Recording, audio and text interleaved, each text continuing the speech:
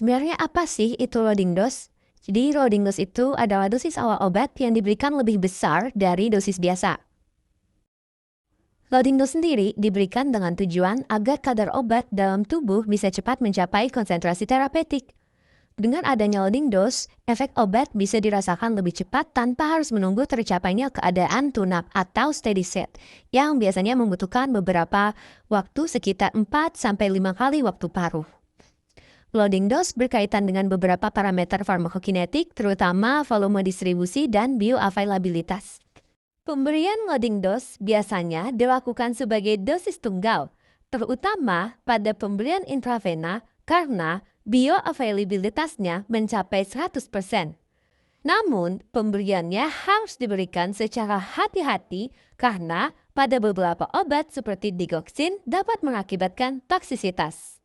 Penggunaan loading dose sangat bermanfaat pada kondisi klinis yang membutuhkan efek obat secara cepat untuk mencapai konsentrasi terapeutik sehingga penanganan pasien menjadi lebih efektif.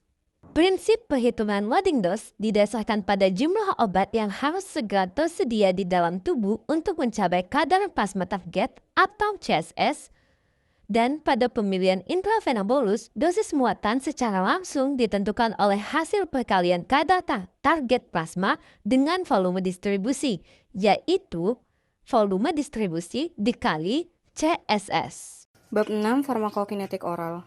Absorpsi oral menentukan jumlah obat yang mencapai sirkulasi sistemik. Proses ini meliputi 3 tahapan utama. Tahap pertama, disintegrasi adalah pemecahan tablet menjadi partikel kecil untuk meningkatkan luas permukaan kontak dengan cairan saluran cerna.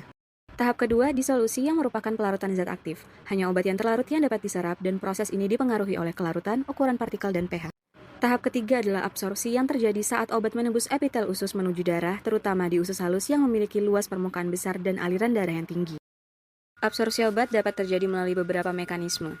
Difusi pasif merupakan mekanisme utama di mana obat lipofilik dan tidak terionisasi melewati membran mengikuti gradien konsentrasi tanpa memerlukan energi. Difusi terfasilitasi melibatkan protein pembawa namun tetap mengikuti gradien konsentrasi. Transport aktif memerlukan energi untuk memindahkan obat melawan gradien konsentrasi melalui protein spesifik. Endositosis terjadi pada molekul berukuran besar melalui pembentukan vesikel membran.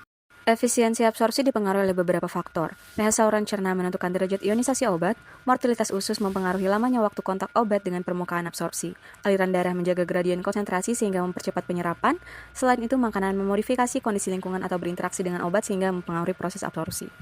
Hasil akhir dari proses ini adalah bioavailabilitas, yaitu fraksi obat yang mencapai sirkulasi sistemik dalam bentuk utuh setelah pemberian oral, yang juga dipengaruhi oleh metabolisme lintas pertama hati dan usus. Model absorpsi ordenol, di mana laju penyerapan obat tetap konstan tidak tergantung pada jumlah obat yang tersisa.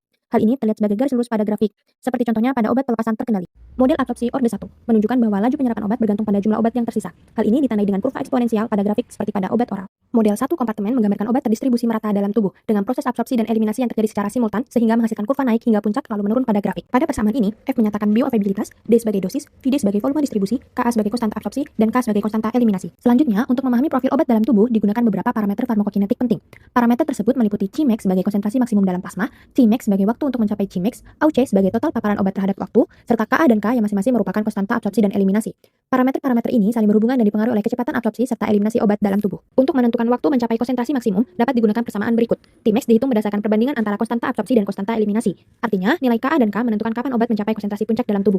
Sementara itu, konstanta eliminasi dapat dihitung dari waktu paruh obat, di mana K sama dengan 0,693 dibagi waktu paruh, sedangkan nilai Cmax diperoleh dari persamaan konsentrasi dengan memasukkan nilai Tmax. Dengan demikian, kecepatan absorpsi dan eliminasi sangat mempengaruhi waktu dan tinggi puncak konsentrasi obat dalam tubuh. Jika nilai Ka lebih besar dari K, maka absorpsi berlangsung lebih cepat sehingga kurva meningkat tajam dan Tmax lebih singkat. Sebaliknya, jika Ka lebih kecil, maka kenaikan kadar obat lebih lambat dan Tmax menjadi lebih panjang. Pemahaman farmakokinetik oral sangat penting dalam menentukan dosis, bentuk sediaan, dan efektivitas terapi obat.